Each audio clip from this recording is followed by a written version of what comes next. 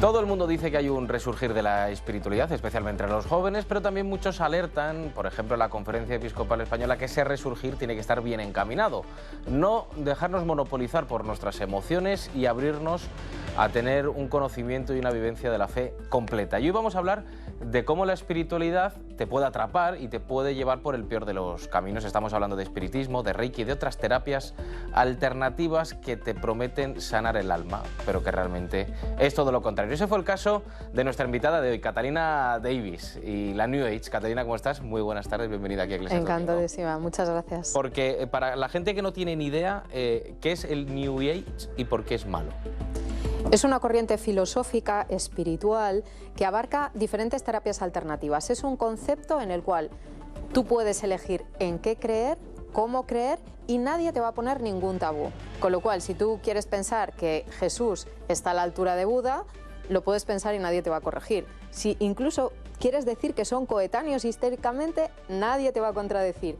Si piensas que el poliamor es válido porque es una expresión de tu sexualidad y a través de eso puedes canalizar la kundalini y otras energías sexuales que activan ciertos puntos de poder energético, tampoco te van a decir nada. Con lo cual es una espiritualidad muy cómoda en la cual tú puedes ir descubriendo diferentes facetas que pasan desde tus vidas pasadas, tus chakras, tu aura, hasta llegar a poder hacer viajes astrales y tener conocimiento de lo oculto y lo desconocido, como puede ser cuando ya llegas a una posición de medium, que es lo que me pasó a mí. Pues si te parece, de todo eso vamos a hablar aquí en Eclesias Domingo en 13, porque todo esto lo has plasmado en un libro del que enseguida comentamos. Así que con todo eso, comenzamos ya aquí en 13 de Eclesias Domingo.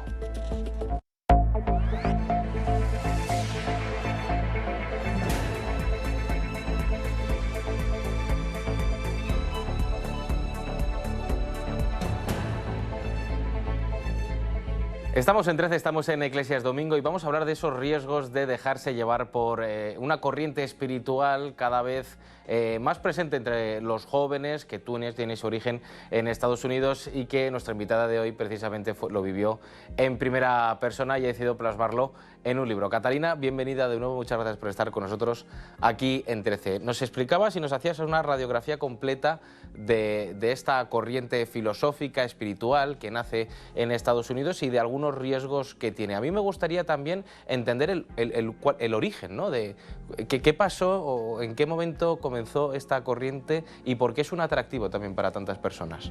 Bueno, hay diferentes opiniones de por qué nace la nueva era. Yo tengo la mía.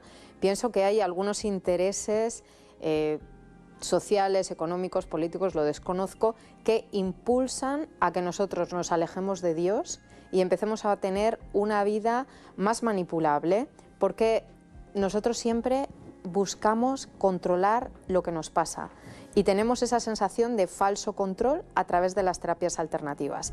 Y eso nos hace pues quizás perder el discernimiento de lo que realmente está bien y dar ciertos pasos hasta la verdadera libertad, que es encontrarnos con nuestro Señor Jesucristo. Porque una terapia alternativa, ¿qué es? Una terapia alternativa, como dice la palabra, es algo alternativo que no te está dando en la actualidad, por ejemplo, la medicina tradicional, un acompañamiento psicológico o cualquier proceso para tú mejorar diferentes ámbitos de tu vida, como puede ser un acompañamiento en el proceso económico de la fundación de una empresa. Y todo esto se hace a través, sobre todo, de la espiritualidad y de la energía. Y normalmente es una espiritualidad que viene muy influida desde el mundo oriental. Estamos occidentalizando el hinduismo y toda la corriente filosófica de Buda, y queremos mezclarlo con lo que ya conocemos. Queremos darle inculturizar a el cristianismo algo que realmente no se puede compenetrar ni complementar. Ahora, si quieres, hablamos también de tu aproximación para entender también cómo una persona se puede ver atraída, ¿no? por esta nueva era. En el libro lo calificas ya directamente en el título de prisión. Así es. ¿Por qué? Realmente tú no te das cuenta, pero estás atrapado en una especie de prisión de cristal. Aparentemente todo va bien, pero cada vez que haces una terapia alternativa es un barrote, porque estas terapias son bastante deterministas. Por ejemplo, imaginemos, tú crees en las vidas pasadas, cosa que a través de la religión católica nosotros pensamos que doctrinalmente eso no existe. Con lo cual, esa vida pasada está determinando lo que está sucediendo en tu vida.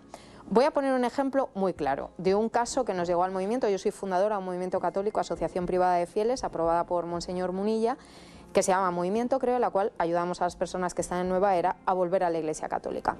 Nos llegó el caso de un hombre que su mujer le había pedido el divorcio porque había acudido a una terapia que se llama registros acásicos y la terapeuta le había dicho que en otra vida él había asesinado a toda su familia. Y ella lo ha creído. Entonces pensaba que todos los problemas que estaba teniendo con su marido eran consecuencia de lo que supuestamente él había hecho en otra vida. Con lo cual, en teoría, todo lo que pasa en otras vidas inexistentes están determinando lo que te está sucediendo ahora. Y eso es terrible. Al igual que, por ejemplo, otras terapias como pueden ser las constelaciones familiares o la biodescodificación, que hablan de cómo el árbol genealógico influye directamente también en lo que te está pasando. Con lo cual, lo que hicieron tus antepasados determina lo que a ti te está pasando. Es como si de alguna manera nosotros repitiésemos el patrón de eso que está pasando. Es cierto, a nivel sociocultural puede suceder. Nosotros aprendemos patrones porque aprendemos por imitación y puede ser que repitamos algunas cosas, pero las podemos corregir, podemos elegir no repetir esos patrones. Sin embargo, este tipo de terapias dicen que sí, que lo vas a repetir y a partir de ahí te encuentras atrapado en esa prisión de lo que hicieron tus antepasados, de lo que te pasó en otras vidas y además de la energía que está mal canalizada porque tus chakras no están girando en el orden correcto. Entonces, realmente, poco a poco, tú mismo metiéndote en esas terapias, te vas poniendo más y más barrotes, algo que sería tan simple como decir voy a corregir mi comportamiento, voy a elegir otro tipo de vida. Te vas complicando porque vas creyendo en más y más cosas pensando que ahí está la solución y es todo lo contrario. Para el que no tiene ni idea, ¿qué es un chakra? Viene de nuevo de la religión hinduista que dice que tenemos como unos vórtices de energía a lo largo del cuerpo por donde entra la supuesta vida, el influjo de la vida y entonces eso va determinando que se activen, por ejemplo, la glándula pineal o diferentes partes de nuestro cuerpo, la acción, por ejemplo, del intestino y también tiene cierta relación, aunque no está directamente relacionado, con la medicina tradicional china. ¿Cuál fue tu primera aproximación a todo este tipo de terapias alternativas, vida espiritual? Yo no sé si Catalina de pequeña iba a misa, era católica, estaba bautizada. ¿Cómo era Catalina de pequeña y cómo se va aproximando poco a poco a toda esta gran prisión de cristal que dices? Vengo de padres bautizados, pero no practicantes. De hecho, mi madre ni siquiera hizo la comunión. A partir de ahí, mis padres decidieron no bautizarme y con 7 años, cuando en el colegio todo el mundo hacía la comunión, me bautizaron y dijeron, va, pues la haces tú también. Doy gracias a Dios por ello, porque es fundamental. A partir de ahí, mis padres siempre han sido un poco supersticiosos. De hecho, por ejemplo, mi tía tiraba las cartas, mi madre hacía pequeños rituales de magia y utilizaba muchos amuletos. De hecho, cuando nos tocó vaciar la casa, la teníamos llena de elefantes, manos de Fátima, no sé qué. Era increíble, ¿no? Cómo puedes tener creencia con que un objeto puede tener cierto poder contra cosas o hacer cosas. Entonces, más o menos, estabas familiarizada con todo este mundo, no era algo que tú vieses como raro, pero ¿cómo entonces empiezas a darte cuenta o empiezas a entregarte más a la causa de la espiritualidad? Bueno, con 23 años enfermé, perdí la vista y el oído en más de un 50% y los médicos no me dieron solución. ¿No tenías ni idea de por qué perdiste la vista? Nada, no sabían los médicos qué me pasaba y al final me pusieron la etiqueta de ansiedad. Entonces yo empecé a recorrer psicólogos, psiquiatras, sin ningún tipo de resultado. Me daban unas medicaciones súper fuertes, incluso medicinas para la desintoxicación, que yo no tomaba ninguna sustancia, pero necesitaban ver si con eso podían apaliar lo que me estaba pasando y, sin embargo, no daba ningún resultado. Con lo cual, empezamos ya por el mundo esotérico. Videntes, médiums, sanadores, chamanes, de todo lo que nos decían que existía, incluso viajábamos a otras ciudades intentando buscar una sanación y no la encontraba. Al final una amiga me dijo que su madre era psicóloga y que la fuese a ver y ella me dijo, mira, tú no tienes nada psicológico, tienes que ir a ver a este terapeuta. Él era un terapeuta holístico que debo decir... Terapeuta holístico es de todo. Normalmente... O sea, el término holístico se refiere a te trato de todo. Fíjate, dentro de las terapias alternativas, normalmente un terapeuta no solo está formado en una terapia, sino en varias, porque como tenemos que abarcar diferentes partes del ser humano, que en teoría dice la nueva era, ¿no? Pues tienes que saber de vidas pasadas, tienes que saber de energía, tienes que saber de aura, tienes que saber de todo. Entonces al final uno va uniendo terapias y genera su propio método. Por eso cada terapeuta suele tener metodología X. Y a partir de ahí pues se llaman terapeutas holísticos a esas personas que aunan diferentes terapias y te ayudan en diferentes ámbitos. Y este pues era uno de ellos. Y entré después de 5 años cansada de recorrer no solo los médicos tradicionales, sino diferentes terapias alternativas, y en 20 minutos me sané. Entonces para mí fue un impacto demasiado fuerte, porque dije, si esto es real y soluciona la vida, y te soluciona diferentes problemas, no solo de salud, sino en tu familia, económicos, de mal de ojo incluso, que bueno, eso es otro argumento que se podría hablar muchísimo. ¿Por qué no dedicarme total y plenamente a esto? Así que empecé a formarme en todas las terapias que este terapeuta ejercía. De hecho, me ofrecí... ¿De dónde era el terapeuta? Es de Madrid. Ejercí como una asistente suya puntualmente, de manera completamente gratuita, solo para aprender.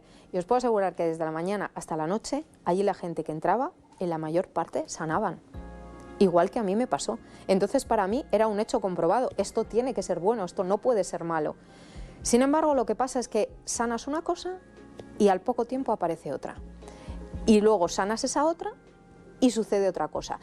Y lo que pasa es que cada terapia alternativa tiene una promesa diferente. Entonces, según tú vas empeorando y te ves afectadas diferentes áreas de tu vida, tú vas buscando la terapia que cumple esa promesa para poder sanar. En el camino dejas deudas, dejas familia... Desde eso te iba a preguntar ahora mismo, la cuestión económica, porque yo entiendo que ninguno de estos era altruista, ¿no?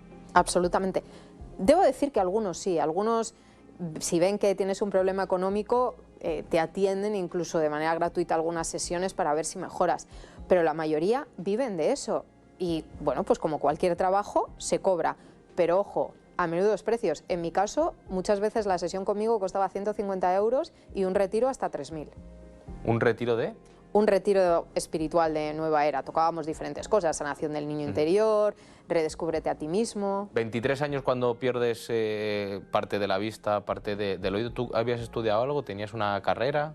Yo empecé varias, lo que pasa que mi padre siempre ha tenido empresa y al final empecé a trabajar con él. Y tus padres te acompañaban, ¿no?, a este tipo de terapias. Sí. Y te decían, se fiaban de todo. De hecho es que se han dejado muchos miles de euros intentando que yo sanase. O sea, ellos han sido los grandes patrocinadores de esta desgracia, porque al final esto termina muy mal, con una posesión demoníaca. ¿Cómo se forma, ahora hablamos de eso, porque me parece también muy interesante, cómo se forma uno para ser medium? No te puedes formar, se supone que es un don que Dios te da. Aquí hay un gran referente que se llama Allan Kardec, que yo cito en mi libro y que explico que existen diferentes tipos de mediums, pero en teoría es un don, el cual pues tú no puedes elegir tenerlo, simplemente se te da, y hay diferentes tipos de mediums. En mi caso se supone que yo era medium sensitiva, con lo cual tú puedes reconocer y percibir los espíritus que están a tu alrededor, pero no los ves y no pueden entrar en ti. Luego están los medios de incorporación, que normalmente es lo que se ve en las películas, que es cuando supuestamente el ser querido entra en el medium y habla a través del medium y te dice, ay, pues yo te dejé una carta no sé dónde o hice X cosas. ¿Y eso tú lo has visto con tus ojos? Eso yo lo he visto. De hecho, yo pertenecía a un grupo de 50 mediums liderado por un medium con más experiencia que de forma completamente gratuita nos formaba y nos ayudaba a gestionar el don, porque algo que sucede es que muchas de las veces los mediums están enfermos, como me pasaba a mí, porque ahí la acción del demonio es tan fuerte que afecta a tu salud. Yo conozco muchos mediums con ansiedad, con problemas físicos de diferente calibre. Su vida no está bien, siempre falla algo. Y claro, yo entiendo que tú y el resto de mediums, la gente que se dedica a esto, se lo cree de verdad. Por supuesto, es que... Estás absolutamente convencido de que tú tienes ese don y de que lo que estás haciendo funciona y de que sirve para algo. Ojo, es que la experiencia es real, porque tú estás siendo engañado por el maligno. Esos espíritus que realmente tú sientes como que son seres de luz, palabra muy importante porque cuando alguien escuche seres de luz está metido en la nueva era hasta el fondo y hay que salir corriendo, realmente son demonios que vienen y interactúan contigo. Ahora mismo nosotros no lo vemos, pero aquí hay ángeles buenos y ángeles caídos. Esos ángeles caídos son los demonios. Muy pocas personas hablan y tienen el valor de hablar de esta realidad espiritual que Jesucristo dejó plasmado en los evangelios, que es una realidad por el ministerio exorcista que, a Dios gracias, tiene la Iglesia Católica, y que, bueno, poco a poco parece que los sacerdotes también se están empezando a animar a hablar de ello, pero es un campo desconocido y muy importante que tiene que ser cada vez más nombrado y estudiado. Porque parece que hay como cierto tabú, o que cada vez que se hablan de este tipo de cosas se te puede tildar de loca, de desequilibrado o de, no sé si miedica, pero a lo mejor sí como de demasiado exagerado, ¿no? Lamentablemente dentro de la Iglesia Católica muchas personas no creen en el demonio, piensan que es, bueno, como que tú eliges mal, que es como una especie de influencia, pero no, el demonio es una persona, te está tentando y si tú abres la puerta puede llegar a hacer más cosas. En tu faceta y como experta y medium y tal, ¿qué ha sido lo más no sé, más exagerado, más indescriptible o más inexplicable que tú has asistido, has vivido, incluso has provocado? Pues la verdad que fue la primera vez que me nombraron que yo era medium, porque es alguien que te tiene que decir tú eres medium, no es una cosa que a lo mejor tú descubres. Quizás lo puedes intuir, pero nunca quieres reconocer lo que te está pasando, porque es una sensación un poco extraña. Entonces me invitaron a dar una conferencia en Alicante, fíjate, al final nuestra aprobación viene de Alicante, y yo iba a hablar sobre la mente humana. Yo estaba bastante enfocada en esa época sobre la reprogramación mental, que es muy peligrosa también, en cómo puedes conseguir y manipular tu mente para conseguir ciertos objetivos y manipular también el mundo visible. Entonces entró un chico, medium, este líder de los mediums que luego me formaría a mí también, vestido de blanco, con una tabla de madera, con lo que se llama geometría sagrada, que es símbolos de geometría, pero que están asociados a un plano espiritual. Por ejemplo, cada arcángel y cada ángel que se nombra en la Biblia tiene un símbolo geométrico sagrado que se pone, que tiene cierto efecto cuando tú lo miras o cuando tú lo tocas. También en esa tabla estaba el Padre Nuestro en hebreo escrito. Entonces, yo la verdad siempre me consideré que no pertenecía a la nueva era, y es algo que se nombra en el documento que saca el Vaticano, que se llama Jesús portador agua de vida, que dice, las personas que están en nueva era nunca reconocerán que pertenecen a la nueva era. Siempre eso lo ves como, no, ¿qué dices? Yo no estoy ahí, pero estás metido de lleno, hay que tener mucho cuidado con eso. Y entonces yo dije, mira, otro cantamañanas que viene a vender la película y que nos va a dejar a los que de verdad somos profesionales mal. Pues me dijo, ¿quieres un viaje? Y yo le dije, ¿cómo que un viaje? Me dice, sí, súbete, quítate los zapatos y súbete a la tabla. Y en ese momento, cuando me subí, tuve un viaje astral. Directamente me fui de donde estaba y empecé como a volar por cielos o no sé dónde estaba. Y realmente pierdes la percepción de la realidad y pasas a estar en un mundo paralelo. Lo más fuerte que pasó en ese evento es que cuando a él le tocó dar su conferencia, en vez de dar una conferencia puso la tabla en el medio y se subieron 5 personas solo apoyando un pie. Y luego el resto de las personas tenían que tocar la espalda del anterior y todos tenían la misma experiencia de los que estaban subidos a la tabla. Era increíble, no podías saber lo que la otra persona estaba pensando, sin embargo, estabas conectado con ella. Me imagino el alto riesgo espiritual que hay ahí detrás. ¿Y de ahí cómo se sale? Porque ahí se sale o no se puede salir. De ahí se sale a través de los exorcismos y a través de la conversión, porque realmente con todo lo que he pasado, los años, la experiencia, hemos atendido cerca de 5.000 personas a través del movimiento Creo, normalmente este tipo de dones siempre vienen influenciados por lo que se llama una acción extraordinaria del maligno. Eso significa que el enemigo tiene cierto poder sobre ti, puede ser a través de una posesión demoníaca, y te da información. De ahí solo se sale a través de la conversión. Muchas personas solo con la conversión ya mejoran, empiezan a frecuentar los sacramentos, la confesión es principal, ese es el mayor exorcismo, la Eucaristía diaria, pero en los casos más fuertes necesitas también de un exorcista. ¿En tu caso? Exorcista. O sea, tú te has sometido a un exorcismo. A varios. ¿A varios? Sí. O sea, que No es como los evangelios que Jesucristo decía en el nombre de Jesús. O como te lo puedes imaginar en las pelis, a lo mejor. Es exactamente como se ve en las películas, quitando a lo mejor la parte más morbosa, pero todo eso es real. Lo que no me haya pasado a mí, lo he sabido de primeras personas que, o sacerdotes o personas afectadas que lo han experimentado. Es de verdad, es real y es muy peligroso. Las personas no toman conciencia que el pecado abre esas puertas, no solo el esoterismo, la magia y las terapias alternativas, sino el pecado ya te puede poner en riesgo para sufrir este tipo de cosas. Porque el exorcismo consiste en liberarte de la posesión del demonio. Eso es. Tal cual. Así es. Y una posesión demoníaca, a lo mejor en el imaginario lo podemos tener como que estás absolutamente ido, irreconocible, incluso violento, convulsionando en la cama. ¿Es así o hay otro tipo de posesiones más sutiles? A ver, hay grados de posesión, obviamente, está hasta el que levita. Nosotros en el movimiento hemos tenido un caso, además, de una persona que se dedicaba también a la nueva era, que además ha compartido escenario conmigo en diferentes ocasiones. Yo me acababa de convertir, yo ya sabía que estaba pasando por una posesión y ella me llamó y me dijo, me he ido de retiro de yoga, ella era budista. Y hemos hecho la activación de la Kundalini. La Kundalini es una energía que supuestamente está erradicada en la espalda a través de la serpiente, que ya sabemos que es el demonio, pero bueno, espiritualmente en el budismo pues, y en la práctica del yoga está en la columna vertebral. Y dice que tras esa activación empezó a levitar durante 3 horas. O sea, literalmente se alzó del suelo y estaba en el aire. Obviamente ella no ganaba nada diciéndomelo y bueno, pues conozco diferentes casos que han tenido que ser seguidos por exorcistas para poder paliar este tipo de síntomas. Pero esos son los casos más extremos, casi realmente es un porcentaje muy bajo y prácticamente imposible. ¿Y cómo te das cuenta? ¿Para someterse a un exorcismo tienes que dar tu consentimiento? Por supuesto. O sea, un exorcista, un sacerdote no te puede... No, y además tienes que pasar diferentes pruebas.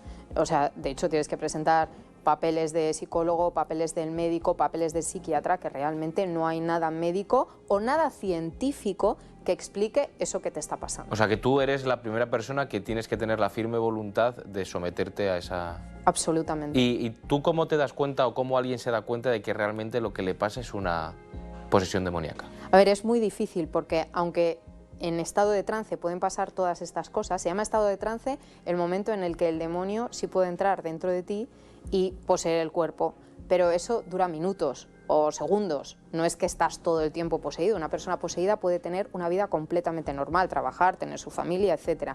Solo es en los momentos de crisis que bueno, pues el demonio actúa. Claro, a partir de ahí una persona puede estar enferma durante años, puede tener problemas durante años que no sabe de dónde vienen, hasta que de repente un día se manifiesta o alguien le dice que tiene que ir al exorcista, el párroco que la conoce dice, cada vez que te acerco a la Eucaristía parece que tienes una reacción, y a partir de ahí pues empieza a hacer lo que se llama un discernimiento. ¿En tu caso cómo fue? En mi caso, bueno, yo me empecé a encontrar mal, había un sacerdote carismático. Tú ya tenías la vista y el oído bien, ¿no? Sí, yo ya estaba bien, pero sí que es verdad que... ¿Y seguías siendo medium? No, una vez que me convertí, paulatinamente eso pasó, pero yo los dones los seguía teniendo. ¿Y por qué te conviertes? Vamos al paso previo. ¿Tú cómo es ese proceso de conversión también, no? Pues en 12 horas. ¿12 horas? Absolutamente. Fue una conversión tipo San Pablo. Yo estaba a punto de entrar a la masonería. En esa época, además, estaba muy mal de dinero y alquilaba una habitación en casa de un satanista y él practicaba rituales de magia negra y, bueno, no sé si practicaba magia negra, yo creo que sí, pero hacía unos rituales muy extraños y ya en la casa había manifestaciones que podemos ver también en películas, luces que se apagan y se encienden, situaciones un poco complicadas y otra amiga medium me dice, yo creo que tienes que salir de la casa porque corres peligro. Y yo también lo sentí así que hice la maleta y me fui a buscar simbología masónica en las iglesias de Valencia. Y ahí entré a una iglesia y vi a un sacerdote dando una homilía, me gustó, me quedé y ofrecieron un retiro de 3 días. Desde entonces y hasta que yo llegué a ese retiro, pasan muchas cosas. Porque tú eras una especie como, entre comillas, y perdóname la expresión, adicta a los retiros y a ese tipo de emociones. Totalmente. O sea, tú lo que buscabas es, bueno, si no me ha funcionado el satanismo o tal, voy a ver estos, a ver qué me ofrecen. Realmente yo buscaba la verdad. Y eso es muy importante, porque hay personas que se meten en las terapias alternativas porque quieren controlar y quieren que lo que ellos están experimentando y creen sea cierto. Sin embargo, mi punto de vista era algo más. En todo esto hay algo que no me cuadra. Y cuando descubrí el mensaje de Jesús, dije, es esto. De hecho, es algo muy curioso porque yo iba caminando por las calles de Valencia un día y encontré una pieza de un puzzle. Y dije, esta es la pieza que le falta a mi vida, y la puse en el retrovisor del coche. El día de mi conversión fui al coche, quité la pieza y dije, la he encontrado, está aquí. ¿Y cómo fue esa caída del caballo, como San Pablo, como decías? Pues bueno, la verdad es que entré al centro de retiro, me metí en una capilla y nunca se te ocurre rezar, porque no rezas, obviamente, no está dentro de ¿Era un retiro carismático, habías dicho? No, era un retiro de la Fraternidad Verbum Dei, donde se estudia sobre todo la palabra de Dios. Y entonces ahí justamente, en este recorrido de 15 días, había conocido un sacerdote que me había regalado una Biblia para poder ir a ese retiro. Y entonces abrí la Biblia, tenía 3 separadores, por el separador en el medio, Isaías 7 señales de Dios. Y yo sentí que Dios me estaba hablando a través de la palabra en ese momento. Y empecé a experimentar un amor muy grande y empecé a sentir una felicidad inmensa. Y yo odiaba a la iglesia, odiaba a los misioneros, no podía comprender el tema de los votos, por ejemplo, y recuerdo que miré a una misionera y dije, ahora entiendo los votos, es que no puedes estar pensando en un novio, en unos hijos, en el dinero, si quieres servir a Dios. Cuando la palabra dice que el Espíritu Santo te abre el entendimiento, te puedo asegurar que te lo abre. Y a mí me pasó, yo lo sentí así, y luego sentí en mi corazón muy fuertemente que el Señor me decía, Catalina, ¿quieres entregar tu vida a la fe? Yo no sabía lo que significaba eso. Para mí, digo, bueno, pues a partir de ahora tendré que ir a misa los domingos y rezar el rosario. Pero sin embargo, poco a poco fui experimentando que el Señor tenía una misión que a día de hoy se está desarrollando, que ha confirmado la Iglesia, que han confirmado varios obispos y que, bueno, que es muy importante. Tenemos que conocer el amor de Dios, realmente sentirlo y ya no sentirlo, sino conocerlo también a través de la doctrina y el magisterio, para no caer en este tipo de terapias. Y en ese día, pasadas ya desde el inicio, pues no sé, llegaría a las 8 de la mañana al centro de retiro y ya era por la noche, expusieron el Santísimo. Yo no sabía lo que era, para mí era una cosa blanca con dorado en el centro. Y la misionera dijo, si alguien quiere que Dios tome el control de su vida y que de verdad le quiere dar el sí como María, que encienda una vela y la ponga a los pies del Santísimo. Yo en ese momento de verdad que creía fielmente que Dios estaba ahí, porque me estaban diciendo, ¿ese es el Señor? Y dije, pues ese es el Señor, porque había tenido una experiencia tan fuerte durante todo el día, que la cuento en el libro, que no podía negar lo que estaba experimentando. Entonces yo dije, mira, durante casi 40 años de mi vida me he equivocado en la mayoría de las decisiones que he tomado. Mi vida está destrozada. Si es cierto que Dios puede tomar el control, te doy mi sí, Señor, te doy mi sí. Entonces encendí esa vela y a partir de ese momento mi vida cambió por completo. O sea, realmente cuando la Biblia dice te daré un corazón de carne, el Señor ese día me regaló un corazón de carne. Empecé a sentir como si todo ese corazón que estaba fragmentado en 1000 pedazos y que se había vuelto duro, oscuro, se llenaba de luz y de amor y yo sentí el amor de Dios Padre, sentí el abrazo de un Padre. Y a partir de ahí también sentí que era mi misión era acercar ese amor que yo estaba experimentando a todas las personas que todavía no lo conocían. Pero esa será una primera parte, ¿no? Para salir del mundo, de ese círculo vicioso en el que ya te habías metido. Después del retiro, que es lo que también se pide, ¿no? Empiezas a recibir acompañamiento, ¿no? ¿Y quién es la primera persona que te dice, Catalina, yo creo que a ti tú lo que necesitas es un exorcismo? Fue en el mismo retiro. ¿En el mismo retiro? La verdad es que fue algo muy impactante lo que pasó, porque, fíjate, yo antes de entrar al retiro, antes de mi conversión, yo ya tenía un guía espiritual, porque... ¿Católico? Católico del Opus Dei. Y fue muy fuerte porque el día que yo entré a ver esa homilía de ese sacerdote, yo estaba recorriendo todas las iglesias. Al día siguiente fui a la iglesia de San Juan del Hospital en Valencia, hice un tour y cuando iba saliendo de la iglesia, el sacerdote me pone el brazo y no me deja salir. Y entonces me dice, ¿qué haces aquí? ¿Cómo te llamas? ¿Estás casada? Y le dije, no, ojalá Dios me regale un buen marido. Y me dijo, en eso te puedo ayudar, ¿por qué no me vienes a ver? Digo, pues esta tarde, padre. Y me dijo, vale, pues vente. Y entonces fui y estuvimos hablando, hablamos de chicos, por supuesto, pero también le conté lo que me estaba pasando. Y entonces él, en vez de juzgarme o poner en duda lo que estaba experimentando, yo sé que lo estaría pasando fatal, 74 años del Opus Dei, le estaba cayendo una interesante. Entonces él me miró y me dijo, ¿cuándo vuelves? Y yo le dije, mira, es que yo vivo muy lejos de aquí y realmente no sé cuándo puedo volver. Me dijo, bueno, vamos a darnos el teléfono. Y nos hicimos unas fotos y las subí al Instagram de la iglesia.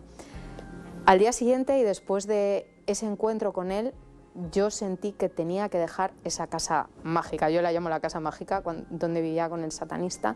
Entonces llamé a mis padres, que llevaba mucho tiempo sin hablar con ellos, habíamos tenido pues, bueno, un distanciamiento. Y dije, necesito dinero, necesito que me ayudéis. Enseguida me mandaron el dinero y en 2 horas había conseguido un apartamento en Valencia con un presupuesto súper bajo. Lo alquilé, pero por la noche, cuando estaba en la radio, que yo antes trabajaba en la radio, me encontré con una llamada de la inmobiliaria. Digo, algo no va bien. Y me dijeron, mira, no te podemos alquilar la casa, nos hemos equivocado en el precio. Al día siguiente, por la mañana, me levanto. Esto fue antes del retiro, ojo, para que nadie se líe. Se me ocurrió rezar. Nunca había rezado en mi vida y hice una oración súper simple. Dios, tú sabes que yo no puedo volver a esa casa, haz algo. En ese momento recibí un mensaje en el teléfono de una persona que hacía mucho tiempo que no hablaba y empezamos a hablar y le dije, bueno, me está pasando esto. Y me dijo, ¿necesitas un sitio donde vivir? Y le dije, sí. Y me dice, yo te dejo un apartamento, completamente gratis, no me tienes que pagar luz, agua, nada, todo el tiempo que necesites. Esta persona es un gran empresario y le dije, ¿y dónde estás? Porque normalmente nunca estaba en Valencia. Dijo, estoy en Valencia, te doy las llaves esta tarde. Cuando llegué a la casa, bueno, primero era la casa en la calle más valorada de Valencia, en Don Juan de Austria, toda llena de mármol, con recepción 24 horas. Y cuando subí al apartamento me di cuenta que estaba en el centro de Valencia y me di cuenta que estaba al lado de la iglesia del Padre Carlos, a 7 minutos andando. Entonces al día siguiente le llamé y le dije, me ha pasado esto. Y me dice, no me lo puedo creer, Catalina. Y todos los días me empezó a llamar, todos los días, ven a verme. Y yo no sabía lo que era la guía espiritual, pero sin embargo lo tomé como si fuese un amigo. No tenía más amigos en esa zona, así que empecé a ir a verle todos los días, hablábamos de aquí, de allá, del tiempo, hasta que llegó el día del retiro. Y entonces él, bueno, pues fue el que me regaló la Biblia. Y de hecho en ese retiro, cuando yo tengo esta experiencia tan fuerte después del Santísimo, dije, yo tengo que hablar con alguien de esto que me está pasando. Y fui a la cocina, había una misionera que siempre me preparaba las cosas sin gluten, que yo no puedo tomar gluten, y le conté lo que me estaba pasando y me dijo, mira, te digo 2 cosas, Catalina. Una, el Señor te está llamando. Y es verdad, me estaba llamando, pero yo no tenía ni idea. 2, te estás sintiendo mal porque estás dividida. Por un lado el Señor te está llamando, pero tú por otro te estás aferrando a todas estas terapias y a todo esto que estás haciendo. Tienes que tomar una decisión. Entonces yo salí y me encontré con otra misionera y le conté lo que me estaba pasando. Y me dijo, mira, yo he vivido en México mucho tiempo, dice, y vivía en una casa que se movían las cosas, que volaban, o sea, que tenía también un entorno preternatural y he trabajado mucho tiempo con exorcistas. Mi recomendación es que vayas a un exorcista. Y yo supe que era verdad, que yo necesitaba un exorcista. O sea, es como que descansé en ese momento. Dije, sí, es cierto, lo necesito. Y cuando llegué a la habitación, yo llevaba un hilo rojo que en brujería y en magia se utiliza para supuestamente quitar el mal de ojo. Y parece que es algo muy católico, porque cuando te lo ponen, te hacen 7 nudos rezando 7 Padres Nuestros. Y yo dije, si yo creo que Dios existe y que es todopoderoso, ¿qué hago llevando un hilo? Entonces me quité el hilo, me lo arranqué y dije, no, a partir de ahora voy a confiar en Dios. Y cuando llegué a mi casa empecé a destruir todo lo que pillaba por en medio, sin que nadie me lo hubiese dicho, era como un gesto natural, o sea, ¿por qué tengo que tener un símbolo que no corresponde a Dios? Y a partir de ahí, poco a poco, pues las cosas se fueron poniendo en orden. Yo empecé a acudir al exorcista, pero en su discernimiento no salió que yo tuviese nada en ese momento, así que yo me alejé, él se alejó, todo quedó ahí. Y luego con el tiempo pues llego a este sacerdote carismático que me dijo, mira, esos dones que tienes hay que discernirlos.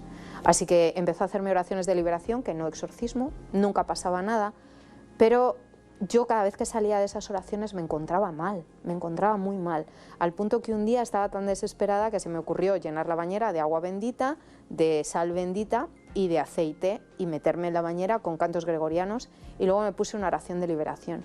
Y fue ahí la primera vez que el maligno se manifestó. Estaba sola, en una situación muy frágil y muy complicada.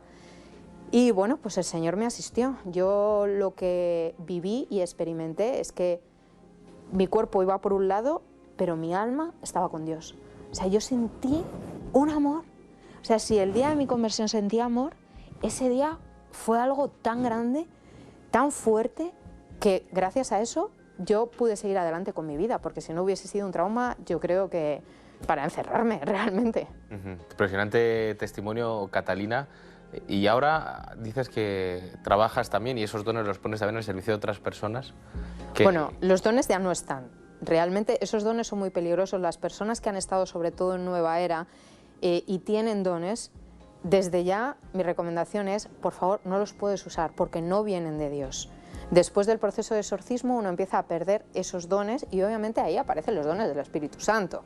Cuando uno requiere, tiene oración, pues puntualmente vienen ciertas inspiraciones y mociones del Espíritu Santo como tenemos pues todos los que a Dios permite tener esos dones en cuestión de necesidad, ¿no? Pero es muy delicado, o sea, el tema de los dones tienen que estar siempre muy discernidos, tener una persona que de verdad sepa discernir, porque lo que nos ha pasado en el movimiento, creo, es que llegan personas que han ido con sacerdotes no exorcistas que les han dicho, no, tranquilos, y esto es un don del Espíritu Santo, cuidado, luego al final han tenido que pasar por un proceso de exorcismo. Entonces, es mejor no implementar ningún don. Yo digo siempre, mientras menos vea, escuche, sienta la oración normal, tranquila, en tu habitación, el Padre Nuestro, el Rosario y ya está. Y háblanos de la importancia de ese movimiento que has creado y que lideras y que asistís a esas personas, ¿no?, que se han visto imbuidas por la nueva era. Bueno, todo empezó con una oración. El Señor me inspira una oración basada en su pasión, en el momento de su crucifixión. Yo no podía ver la cruz. Yo cuando me convertí, yo solo quería ver a Jesús resucitado, al buen pastor, escenas bonitas, porque además la figura de Jesús está muy desvirtuada dentro de la nueva era. Hablamos de un Jesús que es un maestro ascendido, que es un ser de luz, pero nunca que es Dios, ni el Hijo de Dios siquiera. Entonces, claro, dentro de la nueva era se critica mucho que la Iglesia Católica ensalce la crucifixión del Señor.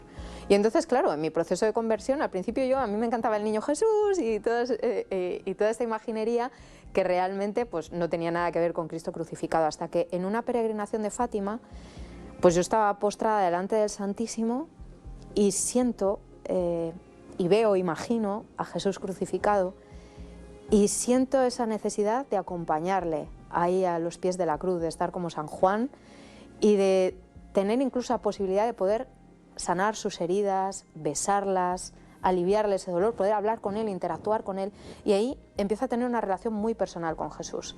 Entonces mi director espiritual empieza a discernir esta oración y le parece muy fuerte, muy potente y que todo el mundo necesita empezar a conocerla. Yo en ese momento digo que no estoy preparada, que creo que todavía no es momento, pero luego, sin embargo, hay una segunda inspiración también muy bonita de cómo se completa esa oración. Entonces digo, ahora sí es el momento. Creamos un grupo de WhatsApp que se llamaba Oración de Sanación, donde yo invité a todas las personas que había llevado a Nueva Era a que entrasen a hacer esa oración. Se apuntaron 25. Y ahí empezamos todos los jueves a hacer esa oración online con el padre que me acompañaba. Y poco a poco, pues el Señor me inspira a ir a vivir a Roma. A los pocos meses estaba viviendo en Roma. Y en la primera semana que llegué a Roma conocí a una monjita, Cielo Esperanza, que le mostré la oración. La hicimos juntas y me dijo, mira Catalina, esto no es una oración, es un movimiento. Es la primera vez que alguien le pone nombre a lo que estaba pasando. En esa misma semana conozco a un sacerdote misionero de la Preciosísima Sangre, rector de Santa María in Trivio, que está al lado de la Fontana de Trevi, y él no me conocía de nada, me mira a los ojos y me dice, Catalina, Jesús llamó a Pedro a evangelizar a Roma y quiere que tú hagas lo mismo, tienes que quedarte en Roma. Nos acabamos de conocer un minuto, nos acababan de presentar y yo sentí eso muy fuertemente y le dije, bueno, si tú lo piensas, ayúdame. Y me dijo, yo te voy a ayudar. Y fue la primera parroquia donde estuvimos. Se empezó a hacer esa oración multilingüe los sábados por la noche de Cuaresma. Salíamos a evangelizar a la Fontana de Trevi y llevábamos a las personas a hacer esa contemplación de la Pasión de Cristo. El siguiente paso se dio cuando me presentan a una señora que frecuentaba la iglesia latinoamericana en Roma Y el capellán de las iglesias latinoamericanas en Roma se muestra muy abierto a esta realidad y me da la posibilidad de estar ahí. Ahí el obispo de los migrantes también empezó a acoger esta realidad y poco a poco fuimos creciendo hasta el día de hoy. Y todo lo cuentas también en este libro, la Gran Prisión, al que invitamos a todo el mundo a leerlo, a zambullirse y sobre todo a preguntar. Y cada persona que tenga algún tipo de duda, que pregunte a la gente que sabe, y que Catalina seguro que con toda la buena intención responde. Muchísimas gracias por abrirte, por explicarnos la realidad detrás de todos estos movimientos muy desconocidos para tantas personas y por explicarnos también la peligrosidad, ¿no?, que tiene también el dejar tu vida al manejo de otros y meterte dentro de esa gran prisión de cristal como nos has descrito. Catalina, muchísimas gracias por venir aquí a Eclesias Domingo a 13 a contarnos tu historia. Gracias. Y nosotros lo dejamos por hoy, pero a partir de mañana vamos a estar ya muy atentos del viaje del Papa a África, esa primera gira africana del Papa León. Todas las noticias, las mejores imágenes las tienen con Raquel Caldas en Eclesia al Día a partir de las 12. Que pasen ustedes un feliz domingo. Adiós, adiós.